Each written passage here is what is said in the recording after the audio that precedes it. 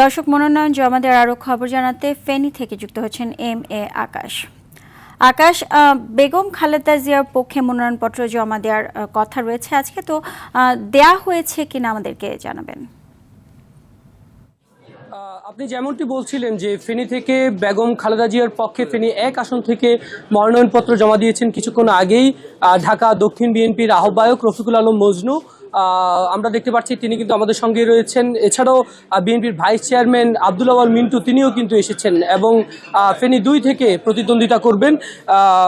Feni BNP চেয়ারপারসনের উপদেষ্টা অধ্যাপক জয়নাল আবেদিন ভিপি।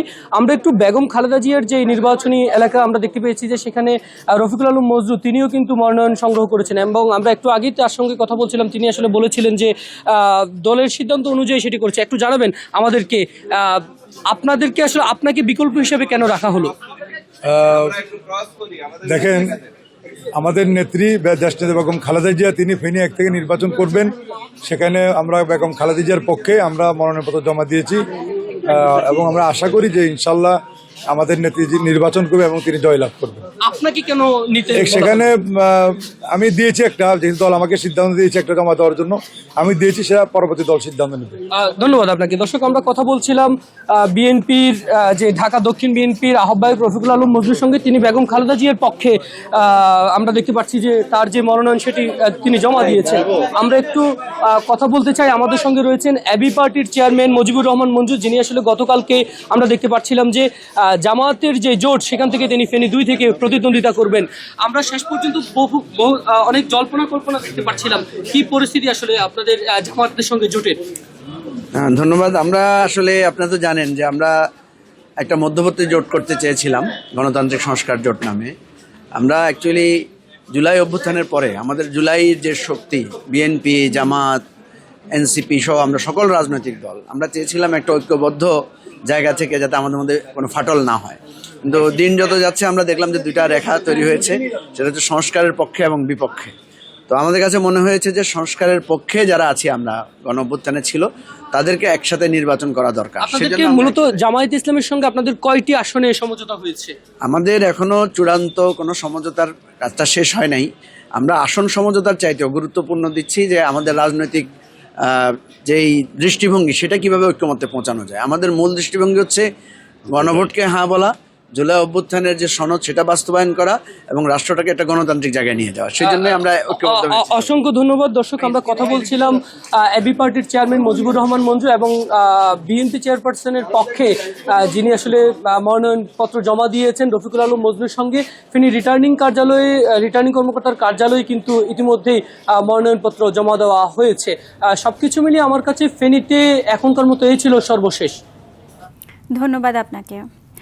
দর্শক, মনোনয়ন জমা দেওয়ার আরও খবর জানাতে আমাদের আরও একজন সহকর্মী শাহাদত জামান রয়েছেন বগুড়ায়। আমরা সরাসরি চলে যাচ্ছি সেখানে। জামান, বগুড়া 6 ও 7 আসন বিএনপি চেয়ারপারসন বেগম খালেদা জিয়ার পক্ষে মনোনয়নপত্র জমা দেওয়ার কথা রয়েছে, তো এখনও সেই মনোনয়ন জমা দেওয়া হয়েছে কিনা আমাদেরকে বিস্তারিত জানাবেন।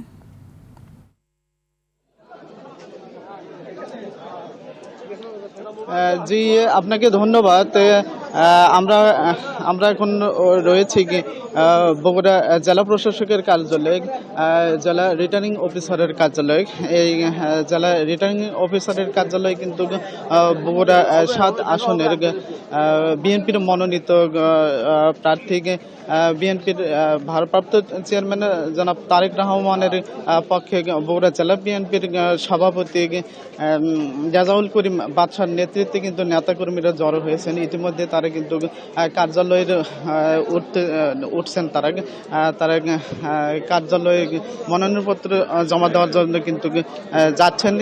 আপনাকে জানিয়ে রাখি যে 12টি উপজেলা এবং 1টি পৌরসভা নিয়ে গঠিত এই বগুড়া জেলার কিন্তু 7টি সংসদীয় আসন রয়েছে এবং এই 7টি সংসদীয় আসনে কিন্তু 56 জন প্রার্থী তারা মনোনয়নপত্র উত্তোলন করেছেন এবং আজকে মনোনয়নপত্র যেহেতু জমা দেওয়ার শেষ দিনে আজকে কিন্তু প্রতিটি উপজেলাতেই কিন্তু মনোনয়নপত্র জমা দেওয়া উপলক্ষে কিন্তু প্রার্থীরা এবং তাদের দলীয় যে নেতাকর্মীরা রয়েছেন তারা কিন্তু খুব উৎসবমুখর পরিবেশে কিন্তু মনোনয়নপত্র জমা দেওয়া নিয়ে ব্যস্ত সময় পার করছেন।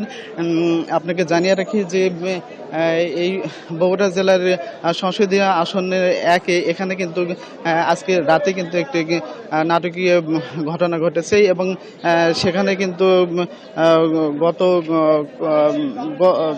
বিএনপির পক্ষ থেকে কিন্তু আলহাজ কাজী রফিকুল ইসলাম যিনি সাবেক সংসদ সদস্য তাকে মনোনয়ন করা হয়েছিল, কিন্তু গতকাল রাতে কিন্তু বগুড়া জেলা বিএনপির সভাপতি এবং সোনাতলা উপজেলা বিএনপির সভাপতি আহসানুল তৈরব জাকিরকে কিন্তু মনোনয়ন দেওয়া হয়েছে। সেহেতু বগুড়া 1 আসনে কিন্তু এখানে 2 জন প্রার্থী কিন্তু এখানে মনোনয়নপত্র দাখিল করবেন।